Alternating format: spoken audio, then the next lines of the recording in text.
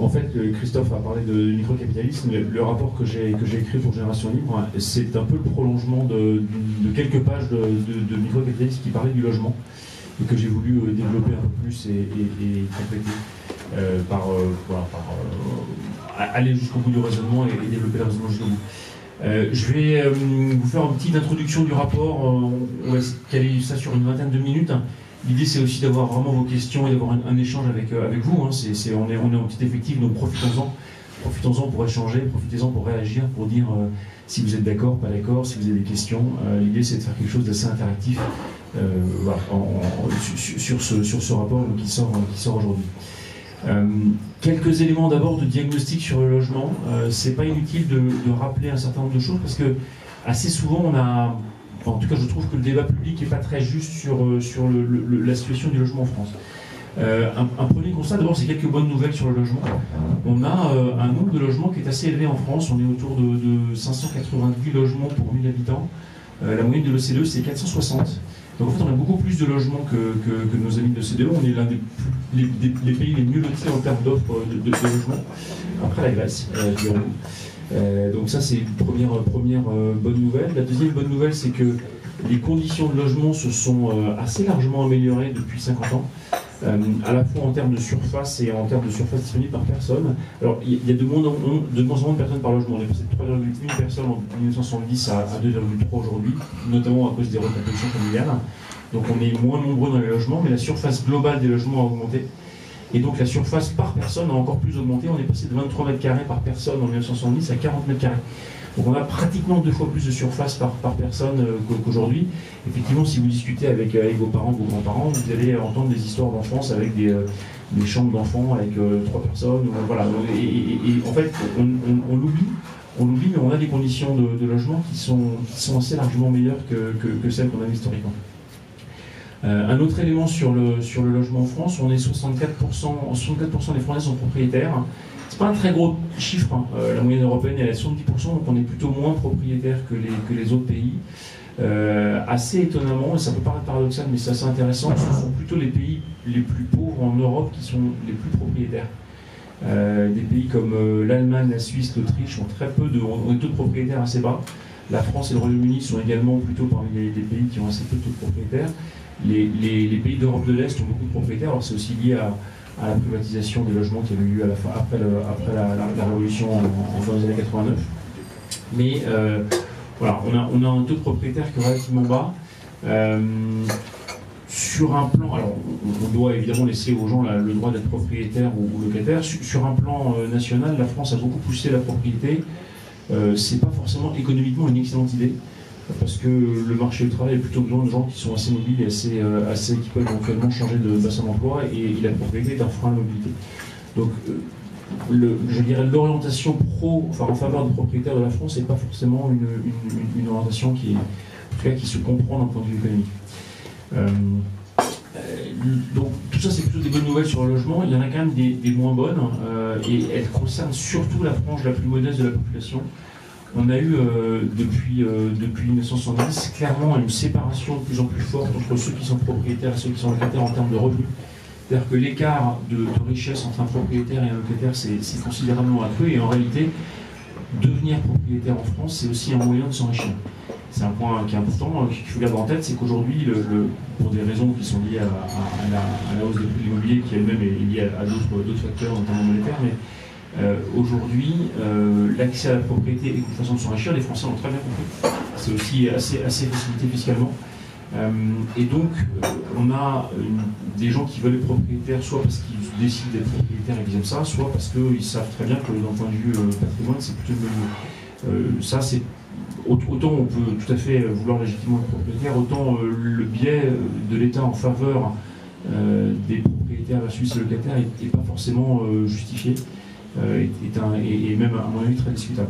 Donc les locataires sont de moins en moins riches en France par rapport aux propriétaires, et ça pèse notamment sur les plus précaires, ça pèse sur les plus jeunes. Donc on a en fait un creusement des inégalités dans l'accès à la propriété qui est très net depuis 50 ans, très net et très fort. On a donc des difficultés, on a un mal logement qui est très fort, on a 4 millions en France de mal logés, soit qui sont dans des logements vétus, soit qui sont en domicile fixe. La plupart d'entre eux sont évidemment dans des logements Victus, 2,4 millions. Mais on est sur des taux assez élevés et sur un mal logement. Il faut 2 minutes sur le mal logement. Je pense que c'est considéré par tous les spécialistes de l'exclusion comme étant la première étape de l'exclusion. La perte du logement est un drame personnel monumental qui amène en général, qui est souvent un point de rupture, qui peut amener à des difficultés sociales assez considérables. Et donc c'est vraiment un point critique d'éviter que les gens perdent leur logement, ou en tout cas de les accompagner au moment où ils sont en situation de fragilité vis-à-vis de leur logement. Et inversement, l'accès au logement, c'est aussi évidemment un accès à un certain nombre de prestations sociales, à un certain nombre de droits qui sont importants. Donc, le logement, notamment pour les plus précaires, est un sujet qui est d'une immense criticité et qui mérite d'être traité avec le plus grand soin. C'est en plus une logique importante pour l'État, puisque le mal logement coûte très cher, l'exclusion coûte extrêmement cher, et en fait c'est beaucoup moins cher pour l'État d'accompagner des gens pour s'assurer qu'ils trouvent un logement ou qu'ils demeurent dans leur logement que d'aller accompagner des gens une fois qu'ils ont perdu leur logement et qui sont potentiellement à la rue avec la consommation de drogue, avec des problèmes de délinquance, etc. Donc le coût induit pour l'État est beaucoup plus cher quand on a perdu son logement. Un troisième point qui est un point que je voudrais souligner, qui est le besoin de flexibilité de plus en plus grand vis-à-vis du logement. On est sur des familles qui se décomposent, qui se recomposent, qui évoluent, les enfants naissent, grandissent, les couples se séparent, se recomposent. Et donc on a un besoin global de plus de flexibilité dans le logement. On va se poser la question ensemble de savoir si le droit français actuel favorise cette flexibilité. Spoiler, la réponse est non. Mais on a besoin aujourd'hui d'avoir... on voit bien que les modes de vie appellent un mode de logement qui est beaucoup plus... qui a besoin d'accompagner les mutations de vie, les mutations professionnelles, les mutations familiales, qui sont par définition imprévisibles et assez multiples au cours d'une vie. Et on a d'ailleurs ce phénomène post-Covid d'avoir pas mal un exode rural, une forme d'exode rural, notamment des grands centres-villes, avec des gens qui décident, avec la mutation du télétravail, d'aller s'installer dans des villes plus petites. On va avoir aussi une mutation qui va devenir très forte avec le véhicule autonome. Très vraisemblablement, les villes, toute l'organisation urbaine aujourd'hui s'est construite avec l'automobile, avec le fait que les gens allaient au travail en voiture. Et demain, si les véhicules deviennent autonomes, l'espace va s'organiser assez différemment et vraisemblablement avec des besoins de changement, d'évolution, de déménagement. Face à ça, si on fait le diagnostic de la réglementation actuelle, on est obligé de dresser un constat qui est assez sévère sur la complexité, la rigidité et une forme de complexification abusive du système. Alors, premier point sur la fiscalité. La fiscalité du logement en France, c'est 100 milliards d'euros à peu près, si on met tout bout à bout. Ce qui est 4,5% du PIB, c'est l'une des plus grosses fiscalités en Europe. C'est l'un des taux les plus élevés de fiscalité sur le logement en Europe. Cette fiscalité est extrêmement multiple. À peu près tout ce qui a trait au logement est taxé, le possédé par la taxe foncière, l'habité par la taxe d'habitation qui est en train de supprimer, mais aussi par les taxes d'enlèvement des ordures ménagères, le louer par l'impôt sur le revenu, la CSG, le faire les travaux par la TVA, le transmettre ou l'acheter en tout cas par les droits de mutation à titre onéreux, donc ce qu'on appelle les frais de notaire, le léguer par les droits de mutation à titre gratuit. Donc en fait, à chaque fois que vous faites un truc avec votre logement, vous êtes taxé. Et j'ai un petit schéma dans le rapport que vous verrez qui est de fait illisible, c'est pas de ma faute, mais j'ai essayé de mettre l'ensemble des impôts où est-ce qu'ils vont, à l'État, aux régions, aux départements, aux communes, aux organismes de sécurité sociale. Bon, c'est assez effrayant. Donc tout ça a une grande complexité, d'une grande inégalité. Je vous invite à lire un rapport que Marc avait écrit, Marc de Basquiat, qui est ici présent, sur la taxe foncière notamment, où il montrait qu'il y avait un rapport de 1 à 12 entre le taux. Marc avait pris une douzaine d'exemples de logements dans différents endroits, et il y avait le logement qui était le moins taxé était taxé à 0,06% de sa valeur, et le plus taxé à 0,72%. Donc il y avait un rapport de 1 à 12 dans le montant de la taxe foncière rapporté à la valeur du bien. Merci à vous. Un rapport de 1 à 12 entre la taxe foncière, entre deux biens, donc une inégalité aussi dans ces taxes qui est est assez considérable. Donc on a un système fiscal qui est complexe, qui est assez peu lisible, qui est objectivement assez inégalitaire et assez injuste. D'ailleurs, plutôt au détriment des biens les plus modestes et les moins bons. En fait, en réalité, la taxe foncière est beaucoup plus basse pour des biens élevés en proportion de la valeur du bien. Donc on a un système complexe. Autre élément de complexité, on a un droit qui est également très complexe. On a une surréglementation qui est très forte. Pourquoi est-ce que on vous demande d'avoir un bail de 3 ans et pas de 2 ans et demi ou pas de 2 ans et 3 quarts, ou pas un bail à durée limitée? On n'en sait rien. Pourquoi est-ce que ça doit être divisé par 3? La durée des baux, je ne sais pas pourquoi est-ce que l'ordre public appelle une division par 3. On ne sait pas pourquoi c'est 1 an quand il est meublé, on ne sait pas pourquoi vous ne pouvez pas le sous-louer, vous n'avez pas le droit, on ne sait pas. Voilà, il y a plein de choses. Et c'est pas forcément comme ça dans d'autres pays. Je vous donne l'exemple du Québec, où le marché est extrêmement flexible. Vous décidez de la durée du bail, vous décidez des conditions, vous décidez si vous pouvez sous-louer, si vous pouvez transmettre le bail, si vous déménagez, vous avez un ami qui va reprendre votre bail, vous transférez le bail, et puis voilà, et il reprend les obligations que vous avez vis-à-vis votre loueur.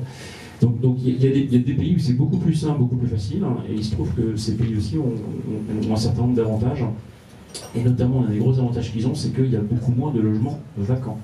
Ça, c'est une des caractéristiques qui est la plus choquante, je pense, du marché en France, c'est le fait qu'on a 3 millions de logements vides. Alors vous allez me dire, oui, mais c'est des logements à la campagne, c'est des zones inoccupées, personne ne veut y habiter. En fait, le premier département en termes du nombre de logements vides, c'est Paris. 118 000 logements vides, 118 000 logements vides à Paris, à comparer à 500 000 logements loués dans le parc privé et 203 000 dans le parc HLM. Quelle est la définition d'un logement libre? Alors, c'est un logement qui est vacant pour plus de 2 ans dans la définition française. Plus de 2 ans. Donc on est en plus sur une définition particulièrement longue. Donc on est sur un taux de vacances qui est considérable en France. Et le premier département, Paris, deuxième le Nord, troisième les Bouches-du-Rhône, quatrième le Rhône, cinquième les Alpes-Maritimes, en termes de nombre de logements vides. Donc on est sur littéralement dans cet ordre, Paris, Lille, Marseille, Lyon et Nice. On est vraiment sur un phénomène qui touche aussi les grandes villes. Le taux de vacances dans les grandes villes est de l'ordre de 7 à 8% en France. Un marché du logement qui fonctionne bien, c'est 2 à 3% de taux de vacances. D'accord? C'est en fait la vacance entre deux locataires, c'est que vous avez un logement qui est vide parce que voilà, on fait des travaux, il y a un petit temps de battement entre un locataire qui est parti et un autre qui arrive. Et ça, c'est ce qu'on appelle la vacance incompressible, c'est de l'ordre de 2 à 3%. Le Québec, par exemple, dont je vous parlais tout à l'heure, on est sur des taux de vacances autour de 2,5%. Et donc l'enjeu pour moi, l'enjeu en France, c'est vraiment d'amener ce taux de vacances en France qui est de 8,4% à quelque chose autour de 3%. Et si vous faites ça, vous libérez 2 millions de logements. Alors vous allez me dire, ça sera peut-être un 9, ça sera peut-être 2, ça sera peut-être un 8, peu importe, mais vous libérez un nombre de logements considérable. Pour vous donner une idée, tous les grands programmes ambitieux de développement de parcs de logements, c'est de l'ordre de 200, 300 000 logements. Vous avez des candidats au présidentiel qui nous disent régulièrement, je vais faire un grand programme pour construire 200 à 300 000 logements. Très objectivement, puisqu'on les a déjà, c'est peut-être pas la peine de les construire, il faut surtout les libérer. C'est beaucoup mieux en termes d'empreinte écologique, c'est beaucoup mieux en termes de coût, c'est beaucoup plus efficace et on en aura beaucoup plus. Donc tout l'enjeu, c'est de se dire comment est-ce qu'on libère ces logements vacants. Et quand vous regardez la littérature économique, vous apercevez que les problèmes, les dysfonctionnements du marché du logement sont en général liés à la surréglementation. Et on est très fort sur le marché du logement, en France mais aussi ailleurs. Pour surréglementer, je vous ai donné l'exemple des baux de 3 ans, pourquoi 3 ans et pourquoi pas une durée, pourquoi pas une durée limitée. Mais il y a beaucoup de surréglementations qui sont assez nocives. Quelques exemples, le contrôle des loyers est en général une idée qui est très, très noble et très objective en disant mais les loyers sont trop chers, il faut les contrôler, c'est une mesure de droit public. C'est à peu près considéré par tous les économistes qui ont étudié le sujet comme une catastrophe. Assar Lindbeck, qui est un économiste suédois, un prix Nobel, qui est un économiste de gauche, dit que le contrôle des loyers, c'est le moyen le plus sûr pour détruire une ville, à part les bombardements. Voilà. Ça vous donne un peu une idée de la vision qu'ont les économistes qui ont travaillé le sujet du contrôle des loyers. Pourquoi? Parce que quand vous contrôlez un loyer, quand vous le limitez, assez régulièrement, vous arrivez à des situations où le propriétaire se retrouve, n'a plus de raison en réalité de faire une rénovation profonde d'un bâtiment parce qu'il ne va pas avoir son retour sur investissement. Ça va lui coûter trop cher par rapport au loyer qu'il va toucher Et donc, assez régulièrement sur des zones, ça a été vu notamment aux États-Unis, sur des zones qui sont en contrôle de loyer sur des longues durées, vous avez en fait des zones urbaines qui ne sont pas du tout rénovées, avec des bâtiments qui partent en décrépitude, parce que, au bout d'un moment, il n'y a pas de retour sur investissement pour le propriétaire de l'utiliser, et donc c'est des bâtiments qui meurent tranquillement, qui sont des voilà. Pratiquement toutes les mesures qui consistent à encadrer les loyers ou à les contrôler aboutissent en général à une réduction de l'offre, et donc il y a des tensions sur les prix et plutôt à la hausse. Donc c'est complètement contre-productif. Et en règle générale, l'excès de réglementation a été corrélé avec une offre moindre, avec des prix plus élevés, avec un marché qui fonctionnait moins bien. Un autre élément de réglementation en France, qui est un sujet très spécifique et sur lequel je voudrais insister, c'est notamment une forme de surprotection du locataire par rapport au propriétaire. Je ne dis pas qu'il ne faut pas protéger le locataire, au contraire, il faut même le protéger plus que ce qu'il est aujourd'hui, mais il faut aussi protéger le propriétaire. Et aujourd'hui, vous avez, en cas de locataire défaillant, vous avez une procédure extrêmement longue, qui dure au minimum 10 mois, mais qui peut durer jusqu'à 2 ans, qui est très pénible, à la fois pour le locataire et pour le propriétaire, et qui aboutit d'ailleurs en général à des situations, qui aboutit à des situations, à des expulsions qui proviennent tardivement, où en plus le locataire a été en plus affaibli dans sa situation parce qu'il a en plus une dette à rembourser qui est beaucoup plus forte que celle qu'il avait 2 ans plus tôt. En fait, en réalité, vous affaiblissez le locataire en essayant de le protéger, et évidemment, pour le propriétaire, c'est infernal. Ça veut dire que du coup, nous avons en France une tendance très forte à la sélection des occupants, enfin des locataires, qui n'y a pas du tout dans notre pays. Si vous avez déjà loué un appartement aux États-Unis ou au Canada, personne ne vous demande de fiche du salaire. On s'en fiche, pourquoi? Parce qu'on sait très bien que si vous ne payez pas, vous partez. C'est aussi simple que ça. Alors évidemment, vous allez dire, ah oui, c'est quand même dur pour les locataires. Oui, le gros avantage, c'est que moi, j'avais été étudiant aux États-Unis, j'avais aucun revenu, j'ai eu aucun problème pour trouver un logement. Je suis revenu en France après, j'avais un contrat de travail et il a fallu que mes parents se portent caution pour compter un logement. Alors c'est un petit détail, évidemment, j'avais la chance de pouvoir avoir des parents qui pouvaient faire ça. Mais pour des gens qui sont vraiment vraiment des précaires ou des indépendants d'ailleurs, qui n'ont pas de fiche de paie, c'est très compliqué de trouver un logement en France et ça pourrait ne pas l'être, c'est pas du tout une fatalité.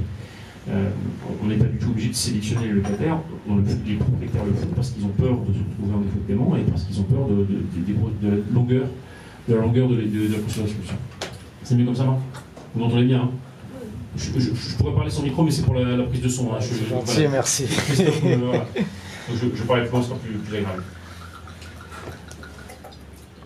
Donc, on a en France donc un excès de réglementation qui est très certainement l'une des principales causes de la vacance. Il n'y a pas eu beaucoup d'études sur la vacance qui ont été publiées. Je ne sais pas si elles n'ont pas été faites ou si elles ont été faites mais non publiées. Les quelques éléments sur le site du ministère du Logement sur la vacance mentionnent effectivement les questions de mauvaise expérience locative de propriétaires, les questions de surréglementation, de surcomplexité. Donc on a un constat du ministère du Logement qui, objectivement, n'est pas complètement désaligné avec ce que je vous raconte, il est même assez aligné. Après, il propose des solutions. Je pense qu'il faut... les solutions que je propose dans le rapport sont assez, assez radicales, peut-être. Parce que je pense qu'on a un marché qui est structurellement très dysfonctionnel et qui mérite d'être mis en bon fonctionnement. L'enjeu principal, encore une fois, c'est ces 2 millions de logements qu'il faut les récupérer.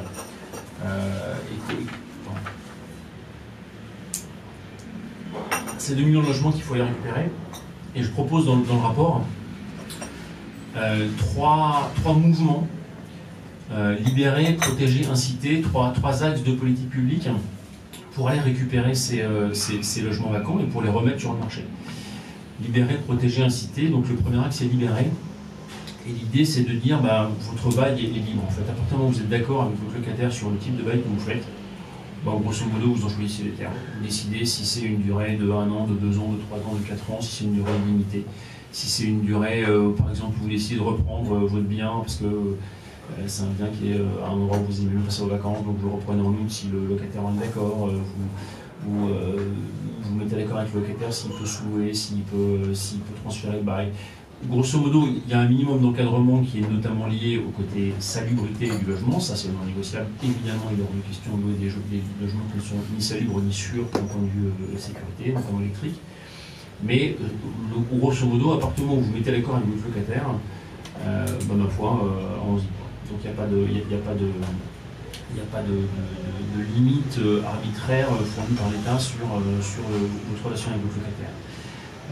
L'idée d'avoir un type de bail comme ça, c'est aussi d'avoir un bail qui est médié. Autrement dit, avec un médiateur qui va intervenir pour gérer vos litiges. Donc vous pouvez, évidemment, la première étape quand vous avez un litige, c'est de discuter avec votre propriétaire ou avec votre locataire de la question. D'ailleurs, en général, dans 90-95% des cas, ça aboutit à une solution. Quand ça n'aboutit pas à une solution, l'idée, c'est plutôt que ça monte dans les tours et que ça parte avec des lettres du courrier d'avocat, c'est qu'il y a un médiateur qui vienne vous aider qui vienne avoir une sorte de rôle d'arbitrage. Et l'idée de ce bail, c'est d'avoir un bail avec une obligation d'appel à un médiateur en cas de litige. C'est une obligation qui vient notamment en cas de non-paiement du loyer. Et donc ça veut dire que concrètement, si vous avez un loyer qui n'est pas payé, donc vous avez une semaine où le propriétaire rappelle le locataire en disant tiens, vous avez oublié de me payer mon loyer, qu'est-ce qui se passe? Au bout d'une semaine, le propriétaire peut faire appel au médiateur. C'est aussi le cas d'ailleurs du locataire s'il estime que par exemple le propriétaire devrait faire des travaux d'entretien qu'il ne fait pas. Donc il peut également saisir le médiateur et les deux parties s'obligent à répondre positivement au médiateur qui peut intervenir sous une forme, on va dire, moderne, c'est-à-dire autrement par une audience au tribunal, mais par une visioconférence, un coup de téléphone, voilà, en tout cas un outil très simple de mise en relation des deux parties et du médiateur pour essayer de régler le problème. Et donc on essaie de régler ça avec une médiation avant que ça parte ensuite sur des aspects plus judiciaires. Dans le cas d'un non-paiement, le médiateur va intervenir pour voir si effectivement le locataire a une difficulté objective de paiement, si par exemple il y a eu un problème de rupture professionnelle ou familiale qui fait que le locataire est dans l'incapacité de payer ou pas. S'il y a une mauvaise foi du locataire et objective qui pourrait tout à fait payer mais qui refuse de payer, il n'y a absolument aucune raison d'avoir des procédures qui durent 2 ans. Si un locataire de mauvaise foi, il doit partir de son logement immédiatement, et donc c'est ce que peut décréter le médiateur si effectivement il y a de la mauvaise foi. Si en revanche il y a effectivement une difficulté réelle, l'idée c'est de protéger, et c'est mon deuxième volet, protéger à la fois le propriétaire et le locataire. Et je dis bien protéger les deux, puisqu'on a un système qui protège plutôt le locataire et encore pas toujours. Donc l'idée c'est de protéger vraiment les deux et intégralement. Le locataire, s'il est en vraie difficulté de paiement, peut, dans la proposition, bénéficier d'un accompagnement. Il y a un dispositif d'accompagnement qui prend 2 volets.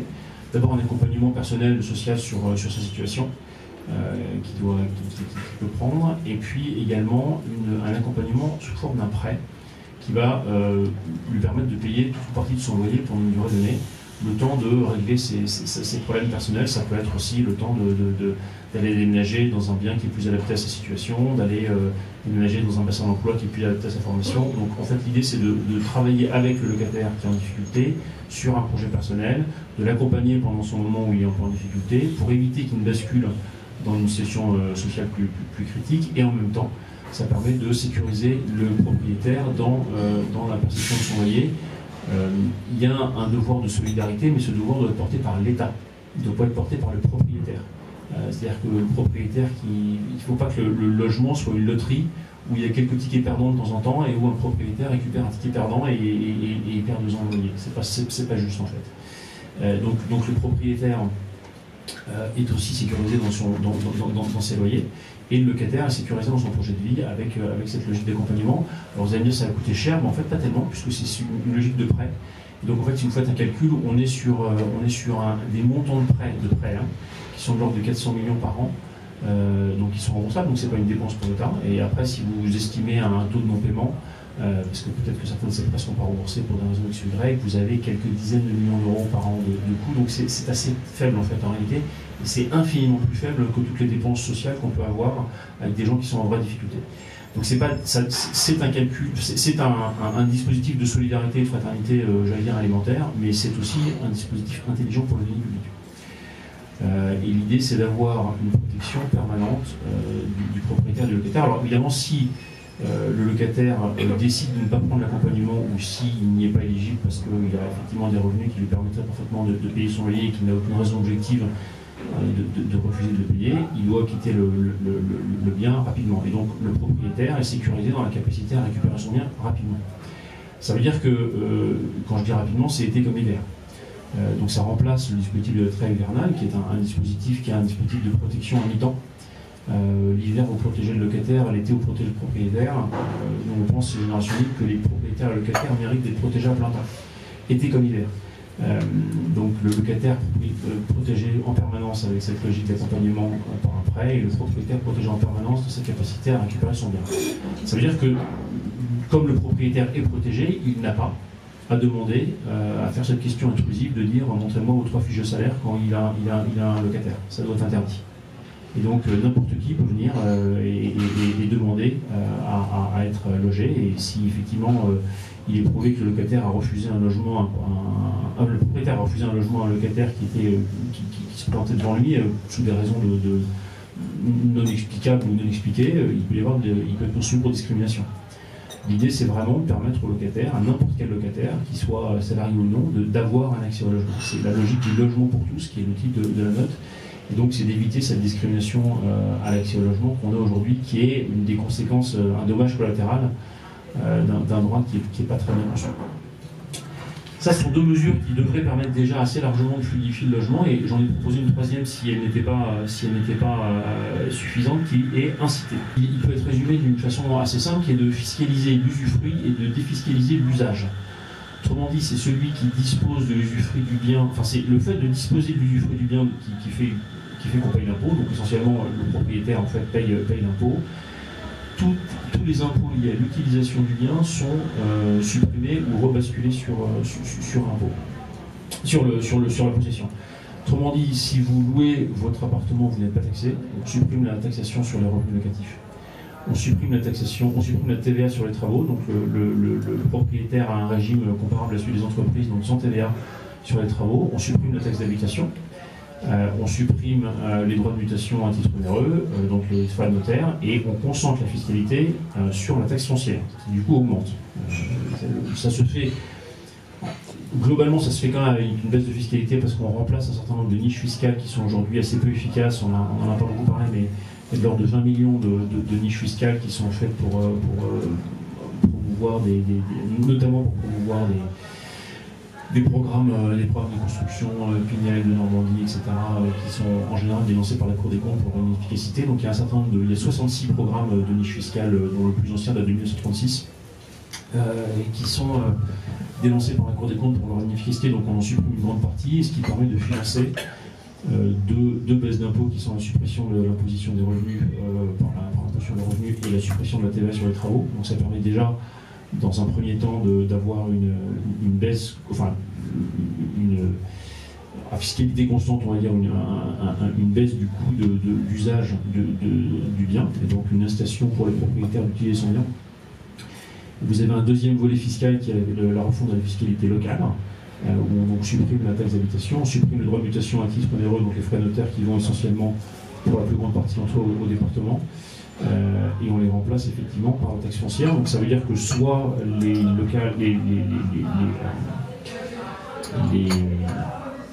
collectivités locales augmentent leur taxe foncière, soit elles travaillent sur leurs coûts, sur leurs dépenses pour avoir un arbitrage entre l'augmentation de la taxe foncière et une baisse de leurs dépenses, sachant que moi je préfère toujours un impôt qui se voit, qui fait un peu mal, un impôt qui ne se voit pas. Le génie français a été de planquer les impôts et de faire qu'ils soient le plus indolore possible, ce qui fait que personne n'a l'impression de payer d'impôts alors qu'on paye tous 45% de nos revenus, grosso modo, riches et pauvres. L'idée, c'est au contraire de faire que l'impôt soit parfaitement visible, conformément à l'article 14 de la Déclaration des droits de l'homme, qu'il faut que le citoyen puisse constater l'assiette, le taux de l'impôt et son usage, et ce qui évidemment est totalement impossible aujourd'hui dans le maquis fiscal qu'on a, y compris sur cet aspect de la propriété. Et donc l'idée de taxer l'usufruit et pas l'usage, c'est quoi? C'est de dire, si vous possédez un bien, ça vous coûte cher, si vous l'utilisez, ça vous coûte rien. Donc ça veut dire que si vous le louez, ça ne coûte rien, si vous le vendez, ça ne coûte rien, si vous faites des travaux, ça ne coûte pas, enfin ça coûte des travaux, mais ça ne vous coûte pas fiscalement.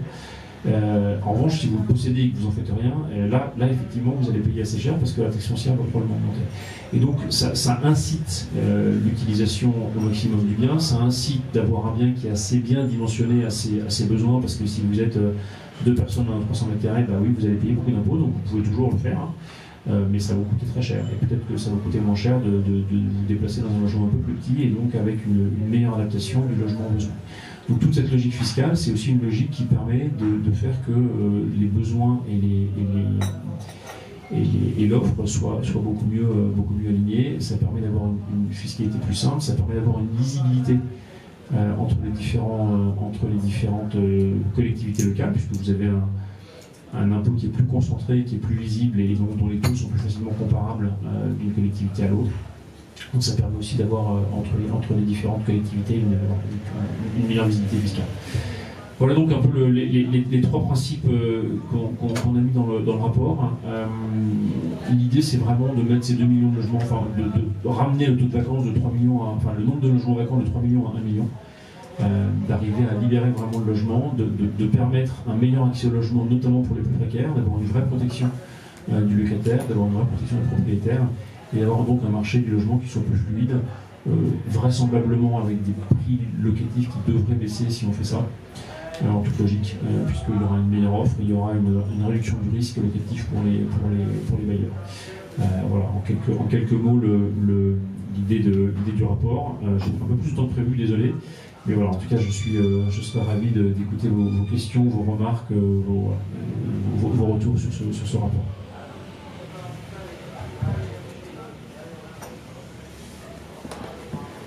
Questions ?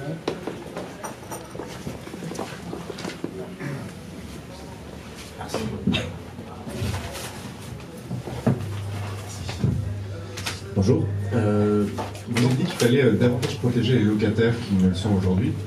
Le bail libre que vous proposez est quand même relativement précaire, c'est-à-dire qu'un bail totalement libre qui est établi entre 2 parties, on le sait très bien, le propriétaire a quand même souvent la main dans les négociations.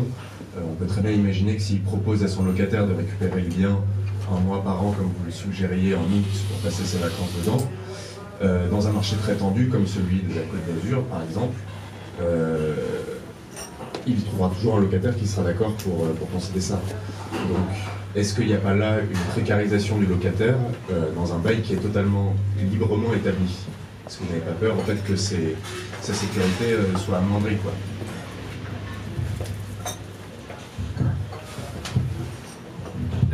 Merci beaucoup pour votre question.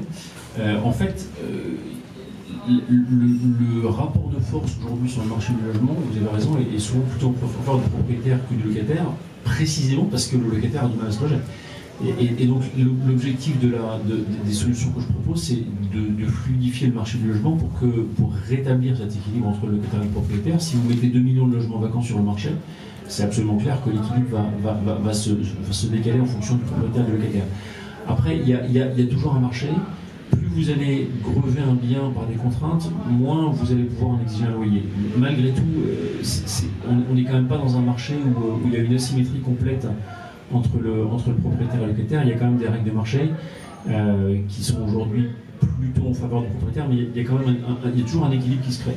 Donc effectivement, peut-être que dans certaines zones, vous allez avoir effectivement bon, je prends l'exemple de la récupération, mais vous allez avoir des biens qui vont être récupérables et d'autres qui ne le seront pas, et ceux qui seront récupérables en apparence seront moins chers. Il y aura forcément une décote qui va se caler sur le marché par rapport à des biens non récupérables. Donc l'idée c'est d'avoir quelque chose qui soit relativement libre. Regardez comment fonctionne par exemple le marché de la location de vacances, par exemple, le marché des marchés qui sont beaucoup plus libres. Ça marche. Il y a le marché de l'hôtellerie, il y a toujours un point d'équilibre qui se fait.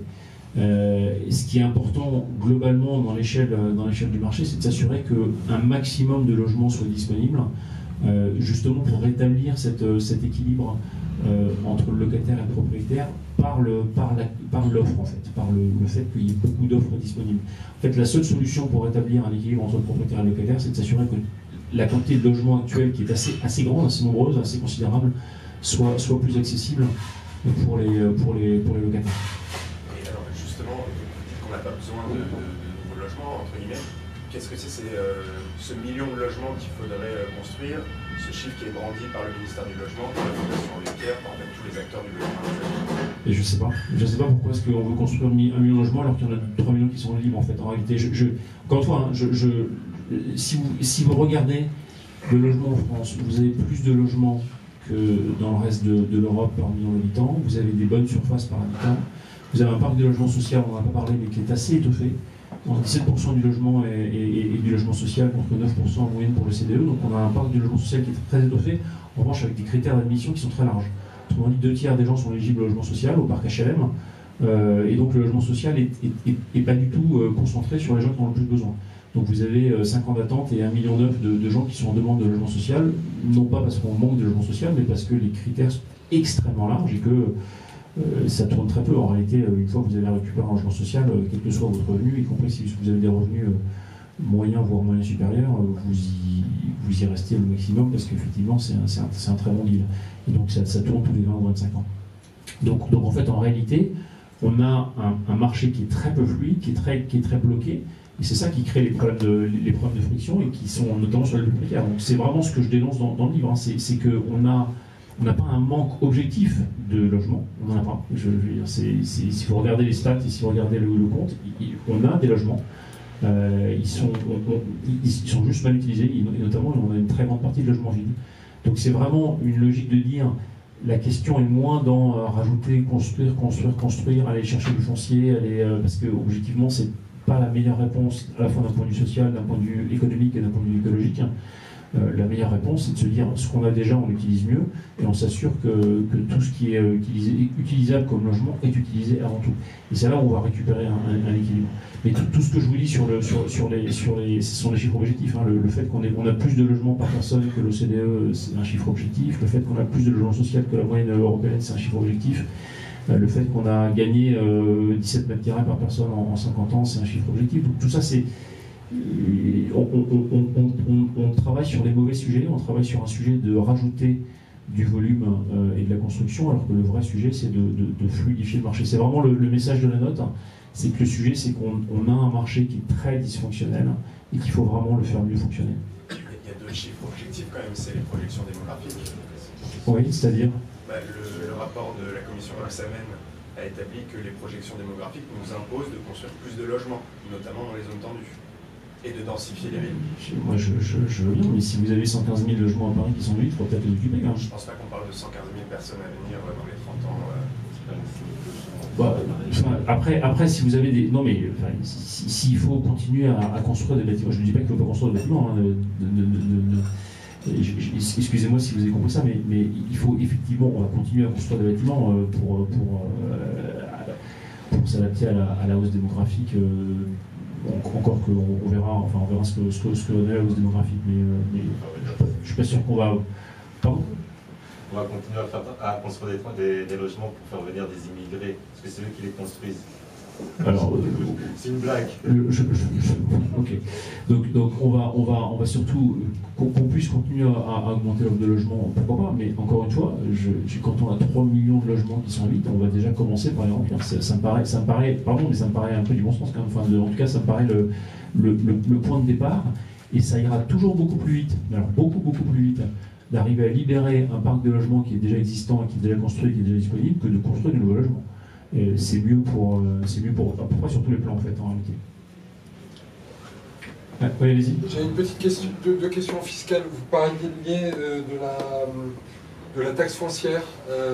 Quand le prix des logements évolue à la hausse ou à la baisse, comment la taxe foncière peut évoluer? Parce que c'est compliqué de la calculer sur la valeur du bien.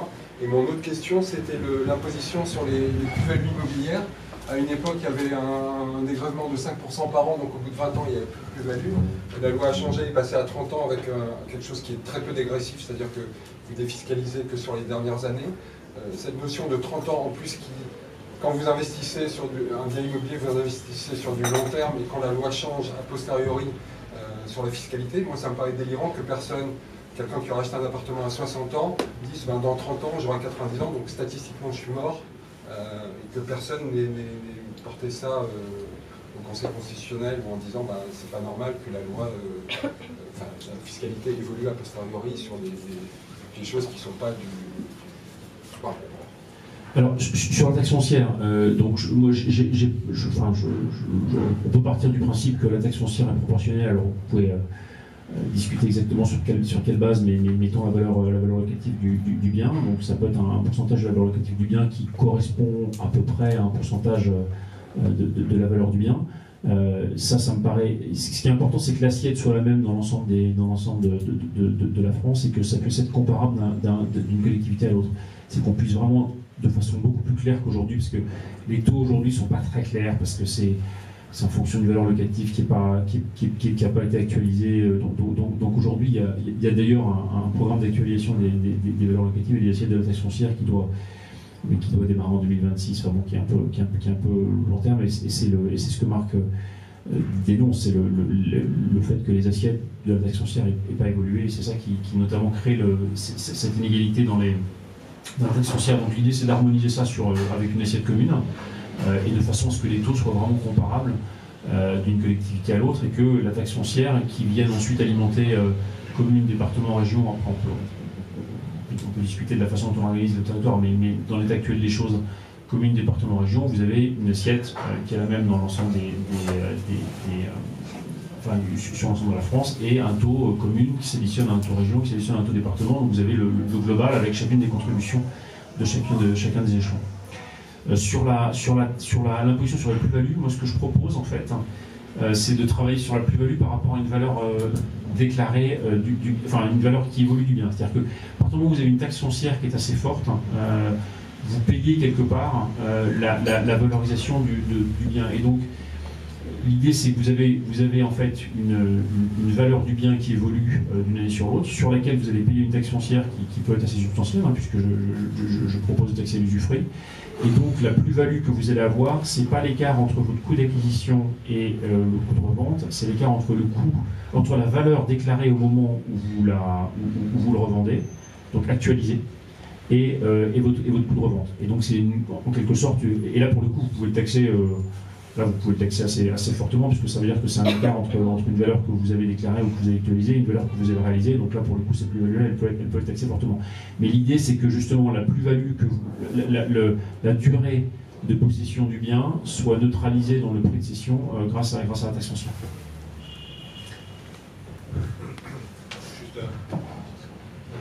Sur autant l'idée générale que vous présentez, c'est-à-dire une fluidification du marché locatif, l'utilisation des bâtiments existants et les statistiques qui sont tout à fait justes sur le nombre de mètres carrés, etc.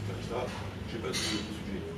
En revanche, sur la possibilité de libérer des logements vacants avec une hauteur significative, vous l'avez à peine mentionné, mais il y a une étude qui a été faite là-dessus par la FFP il y a quelques semaines, quelques mois, notamment par Bernard Colosse, qui montre que la dizaine de plans qui ont eu lieu sur ces questions-là ont tous été inefficaces, ça on est bien d'accord, et surtout qu'une partie non négligeable de ce parc, d'abord est publique, donc tout ce qui concerne le bail, par hypothèse ne les concerne pas.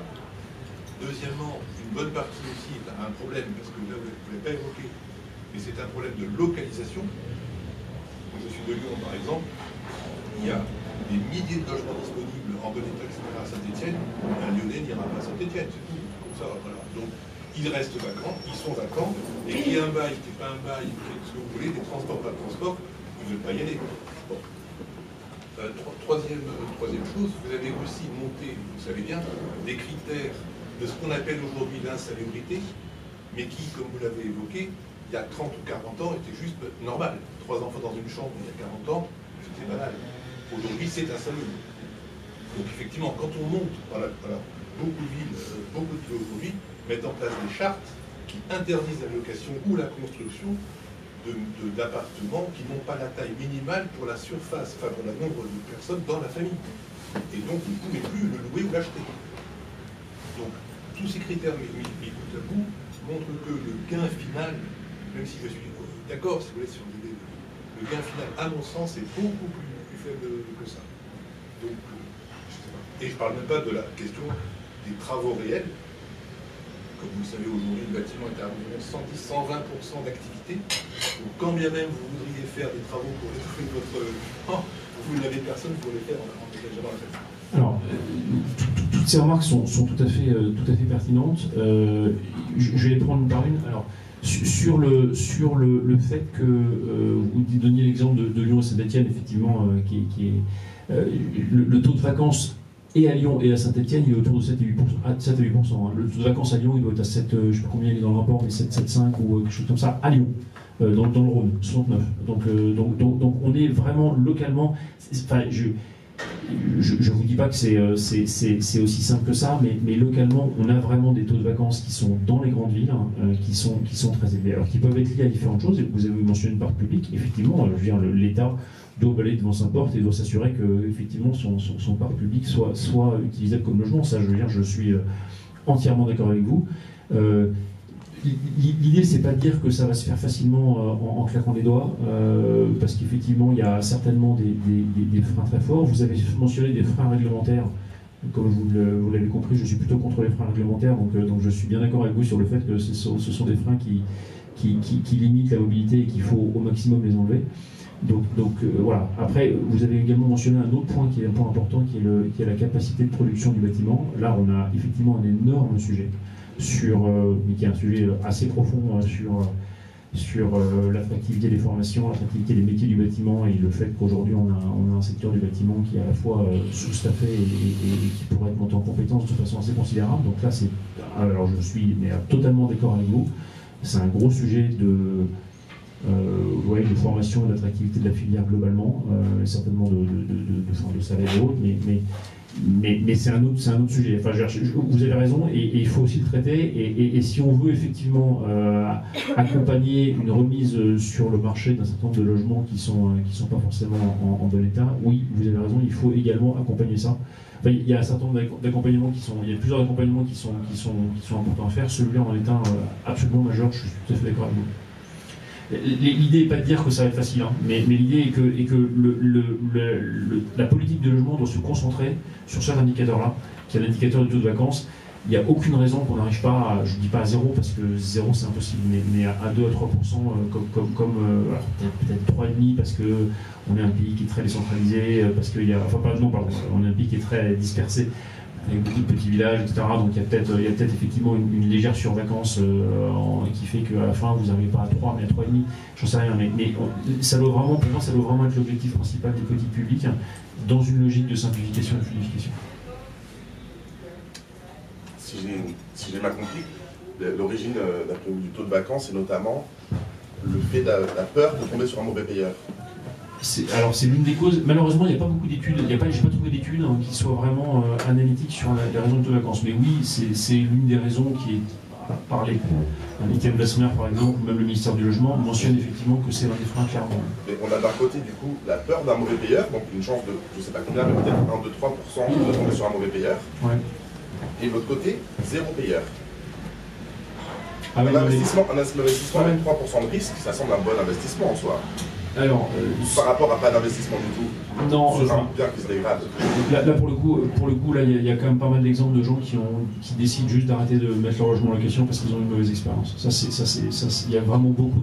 Et si vous lisez les, enfin, ouais, il y a des vrais. Enfin, je comprends ce que vous dites en théorie, mais la réalité, c'est qu'en général, ceux qui sont passés par 2 ans de procédure judiciaire pour expulser un mauvais payeur, qui ont récupéré leur bien qui est assez dégradé, ils veulent juste pas vivre ça une deuxième fois. Quoi. Mais alors pourquoi garder le bien dans ce cas-là? C'est à terme. C'est une bonne question, mais ça peut être parce qu'ils décident de le transférer, de le léguer, ça peut être parce qu'ils décident qu'il y a des freins, que ça coûte. Encore une fois, l'idée c'est effectivement aussi que quand je dis fiscaliser l'usufruit, défiscaliser l'usage, c'est aussi pour que posséder coûte de l'argent et que vous ayez une vraie incitation à le vendre. Si aujourd'hui vous vous dites finalement ma taxe foncière n'est pas très élevée et si je le vends je vais payer les droits de mutation, donc je préfère autant le garder pour mes enfants parce que les droits de mutation à titre gratuit me pèseront moins que les droits de mutation à titre onéreux, donc ça n'a pas forcément avec calcul fiscal. Bon, c'est une solution. Si inversement vous travaillez la fiscalité en disant la taxe foncière coûte de plus en plus cher, en revanche si vous le vendez ça ne vous coûte rien, là vous avez une vraie incitation pour que quelqu'un, un propriétaire qui n'a pas forcément envie d'utiliser son bien en location, le cède. Donc c'est ça aussi l'idée de travailler sur la partie fiscalité. Aujourd'hui, vous avez ce type de freins qui existent sur le marché très objectivement et qui sont aujourd'hui une vraie contrainte enfin en tout cas qui sont un vrai frein à l'accès au logement.